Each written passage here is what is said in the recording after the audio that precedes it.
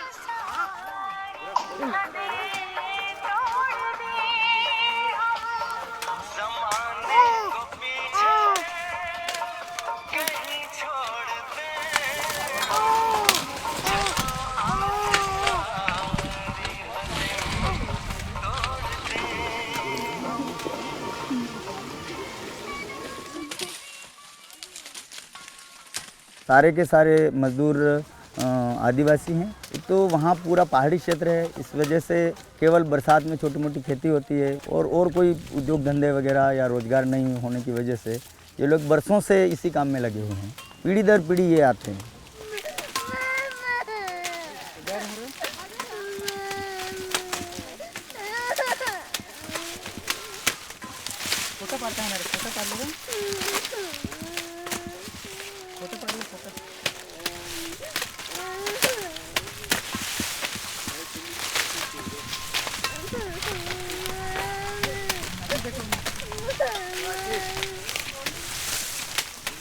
ये जो मजदूर हैं करीब 5-6 महीना अपना घर बार छोड़ करके बड़ौदा, वलसाड़, नवसारी ये जो जिलों में जिन जिलों में शुगर फैक्ट्रियाँ हैं वहाँ के उनके गाँवों में पड़ावों में रहते हैं। इनका जो पेमेंट होता है वो सीजन के अंत में होता है। तर तुम्हाला 3,73,026 रुपया 70 पैसा हे जमस रमेश ना हा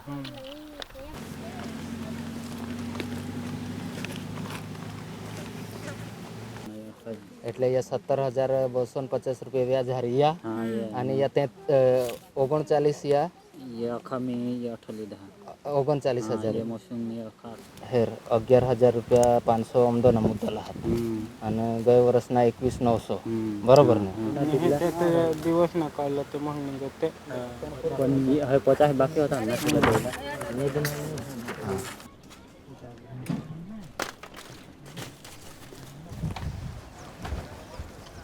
हर शुगर फैक्ट्री अपना एक भर्ती सुपरवाइज़र नियुक्त करती है। जो भर्ती सुपरवाइज़र होता है वो मुकरदम नियुक्त करता है और मुकरदम जो है वो मज़दूरों को नियुक्ति देता है। और मज़दूरों को वहाँ ज़रूरत होती है पैसे की तो वो मुकरदम एडवांस ला के देता है। उस एडवांस का इनको 1.5 गुना काम करना पड़ता है। तो एक सीजन का 25,000 रुपये ब्याज है। और अभी जो मजदूरी मिल रही है उसके हिसाब से उनके 30-35 हज़ार रुपये 2 लोगों के बीच में 8 महीने के मिलते हैं।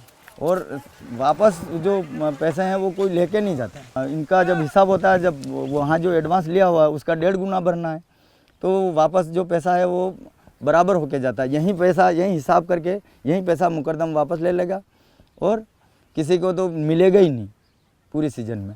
तो इस तरह करके ये खाली हाथ जाते हैं। इतनी कम मजदूरी है और इनका जो काम है कोई टाइम नहीं है।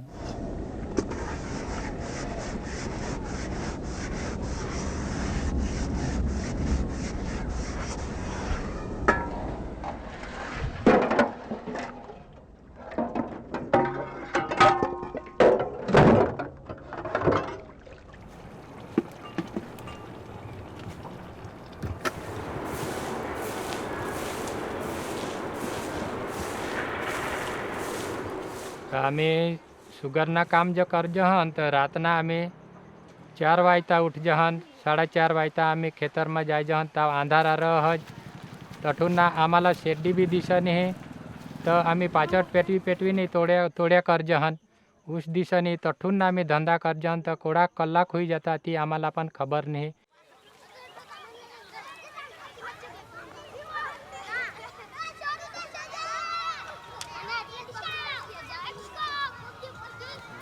दशेराने आगाड़ी निघी जहन आम्ही दशेराने आगाड़ी पासून तर आम्ही 6-7 महीना काम कर जहन अंग 24 कलाक काम आमना सांजे 7-8 वागे झोपे जाए जहन भाई भाई ना जो गाड़ी लाग होता आज जो गाड़ी भोला निघी जहन तो अखी नाइट ही निघी जहा।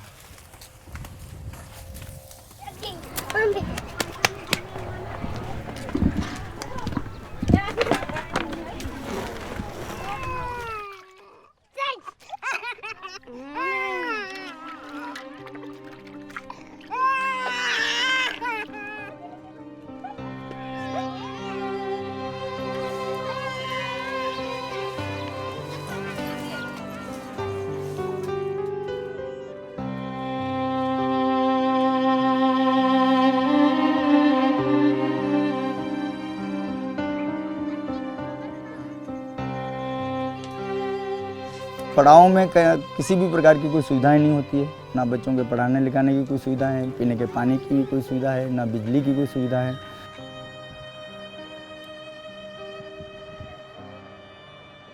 गीले में भी सोना पड़ता है, मच्छर काटते हैं, बीमार पड़ते हैं, इनको कोई देख रेख करने वाला नहीं होता है उसमें। और जब यहाँ से गन्ना इस फैक्ट्री का कार्यक्रम ख़त्म हो गया तो उनको दूसरी जगह शिफ्ट करते हैं, तो सीजन में 2-3 बार इनको शिफ्ट होना पड़ता है। वापस जगह साफ करना है, वापस झोंपड़ा बनाना है। सरकार ने एक साखरशाला योजना चलाई है, टेंट स्कूल जिसको बोलते हैं कि भाई हम पड़ाव में टेंट स्कूल चलाएंगे, लेकिन वो नाम मात्र के कहीं कहीं चलते हैं, कहीं कहीं चलते भी नहीं हैं। तो शिक्षा का तो बिल्कुल ही स्तर कुछ है ही नहीं। 15 साल का तो कोयते में है और सारा वो लगे हुए हैं बच्चे, वो पढ़ेंगे कहाँ, उसी काम में लगे हुए हैं।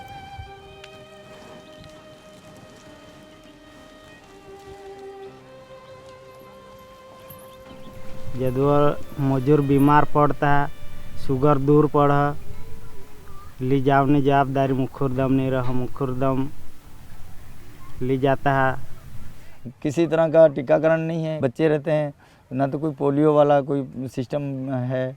आज रात को डिलीवरी हुई है और सुबह वो काम कर रही है।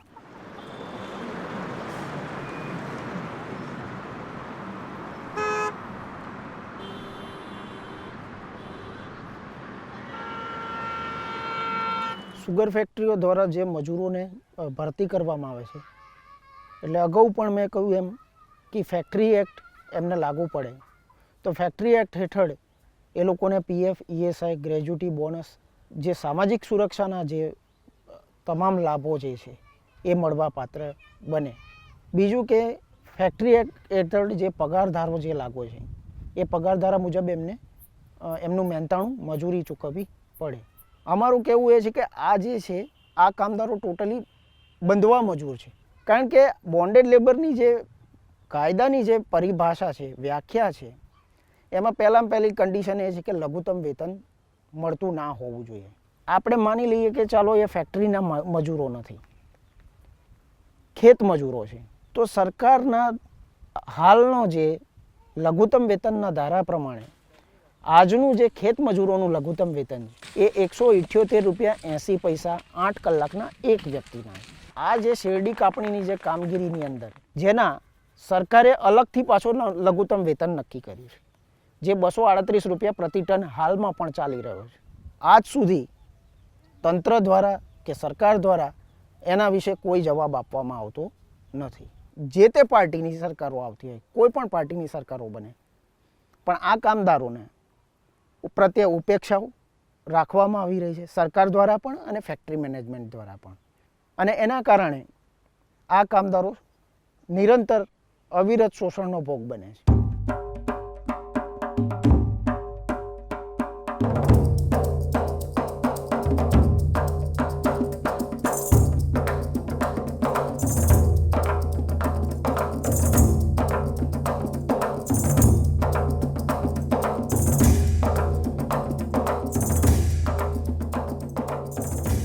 ડાંગ જિલ્લાની વાત કરીએ તો છેલ્લા 5 વર્ષથી મજૂર અધિકાર મંચ જે સંગઠન છે એ કામગીરી કરે છે. શરૂઆતમાં તો આ સંગઠનમાં મજૂર અને મુકાદમોને જોડવા માટે ઘણી તકલીફો આવી. કમસે કમ 1200થી 1300 મુકાદમો ડાંગ જિલ્લામાંથી અમે બધા જે તે ગામોમાંથી જાય છે, જે સુગર ફેક્ટરીઓમાં જાય છે, એમનો સર્વે કરીને અમે એમના મોબાઈલ નંબર, એમનું ગામનું નામ એ તે બધું લઈ અને એ રીતે डेटा तैयार કર્યું. हमने एक डिमांड चार्ज बनाया कि भाई कम से कम 12 घंटे या 17 घंटे अपन काम करते हैं, का जो मजदूरी है कम से कम 400 रुपये टन होना चाहिए. मजदूरों के कानून के तहत जो सुविधाएं मिलनी चाहिए, ग्रेजुटी है, बोनस है, पीएफ है, पीएसआई है, तो ये भी मिलना चाहिए. शुरुआत में 15,000 रुपये पर कोई था फैक्ट्री की तरफ से बिना ब्याज के दिया जाए. यहाँ शिक्षा, स्वास्थ्य, बिजली, पानी की जो मूलभूत सुविधाएं हैं उनकी व्यवस्था की जाए. महाराष्ट्र में भी पूरा कैंपेन चलाया, एमपी में चलाया और डांग तापी ज़िले में पूरे में कैंपेन चलाया. तो मज़दूरों में अच्छा उत्साह था और उन्होंने कहा कि हाँ अभी इस बार फैसला होगा तभी निकलेंगे. पहले तो हमको परमिशन मिल गई कि आप कर सकते हो मीटिंग जगह बारडोली शुगर फैक्ट्री के सामने, और उसी जिस दिन दूसरे दिन मीटिंग थी उसी रात में हमारी परमिशन कैंसिल हो गई कि आप वहाँ मीटिंग नहीं कर सकते. तो फिर हमने बारडोली एसडीएम कार्यालय के वहीं मीटिंग की. तो सारे शुगर फैक्ट्री के मैनेजमेंट वो आ गया गुंडे लेके. અને પોલીસને તંત્રને એ લોકોએ દાબમાં લીધું અને તાપી એસપીને અમારી વારંવાર રજૂઆતો કરવી પડી, વારંવાર અમારે એમની સાથે વાત કરવામાં આવી. 1 મહિના અગાઉ જાણ કરવા છતાં પણ એમના તરફથી કોઈ પ્રતિભાવ ન આપતા આખરે આ મજૂરોએ હડતાલનું એલાન કરી 11 દિવસ હડતાલ કરી. तुरंत बाद लॉकडाउन भी लग गया. हमने जनवरी में हड़ताल की थी.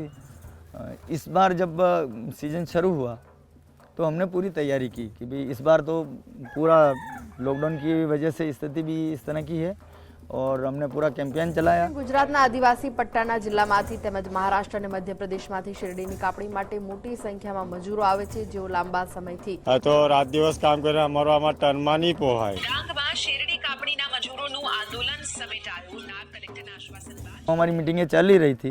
उसी दौरान शुगर फैक्ट्रियों को पता चला मीडिया के माध्यम से और मीटिंगों के माध्यम से, इनके सुपरवाइजर रहते ही हैं, तो पता चला.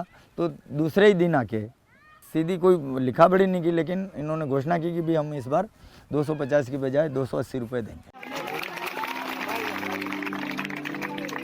और उसके बाद फिर संगठन ने भी तय किया कि भाई इस बार बढ़ा दिया है और लॉकडाउन की वजह से यहाँ पे भी परिस्थिति ख़राब है, सब जगह परिस्थिति ख़राब है, तो काम पे तो जाना ही है. तो वो मतलब एक तरह से संगठन ने मान लिया कि भाई 30 रुपये भी बढ़ा तो अपने इतनी मेहनत की और ये तो अगली बार आगे जो भी रणनीति अपनाई जाएगी वो आगे देखा जाएगा. इस सीजन में अपन 30 रुपये से सब्र किया.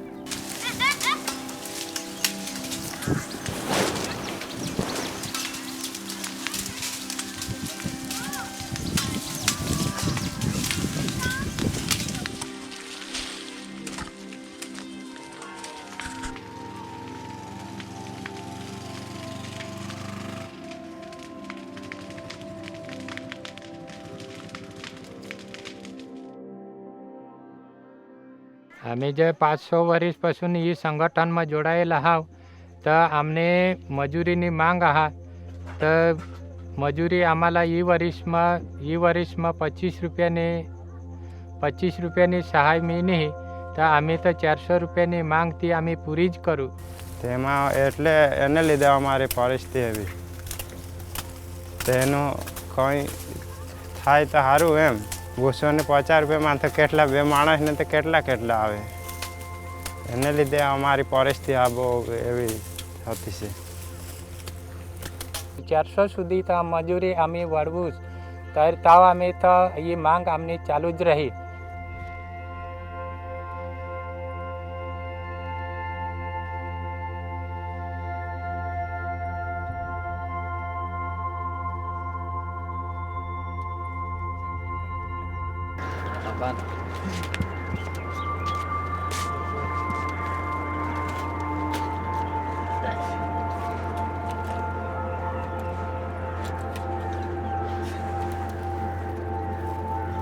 Cool.